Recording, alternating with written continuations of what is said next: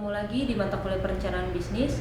Ini pertemuan keempat, kita akan membahas mengenai analisis produk, portofolio, dan SWOT. Oke, pertama-tama kita akan membahas mengenai kurva pengalaman dan skala ekonomi. Kurva pengalaman dan skala ekonomi ini apa sih?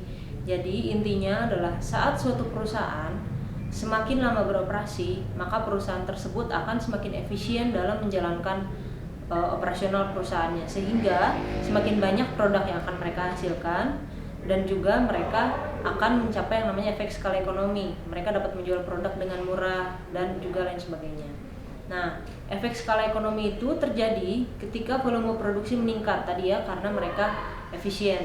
Alasannya adalah yang pertama, biaya tetap dan overhead dapat didistribusikan ke lebih banyak unit. Yang kedua, mesin dapat beroperasi lebih efisien kalau volume yang dihasilkan lebih besar. Yang ketiga, dengan efek skala ekonomi, karena harga yang ditawarkan murah, maka perusahaan akan meningkatkan daya tawar terhadap pemasok. Dan yang keempat, perusahaan dapat meningkatkan spesialisasi.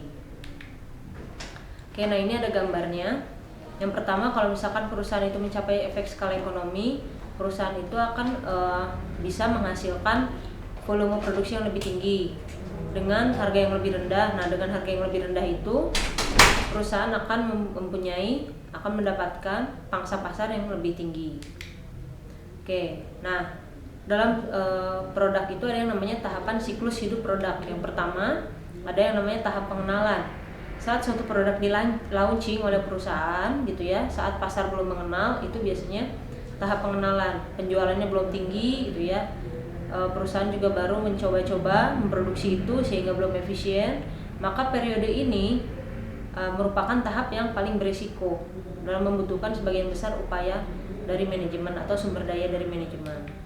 Lalu setelah produk mulai terkenal, mulai dikenal oleh pasar, mulai laku gitu ya, penjualan akan semakin tinggi. Ada yang namanya tahap percepatan pertumbuhan, penjualannya itu meningkat dari tahun ke tahun. Nah, setelah semakin lama, maka tahap pertumbuhannya akan melambat. Penjualannya memang masih bertumbuh, tapi tidak ada peningkatan dari tahun ke tahun. Nah, selanjutnya produk itu akan mencapai tahap maturity atau tahap matang, gitu ya.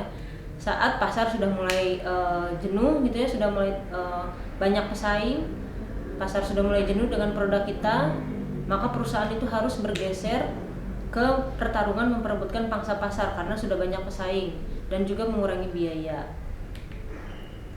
Nah, setelah itu pasar akan semakin jenuh dan produk akan mengalami tahap penurunan.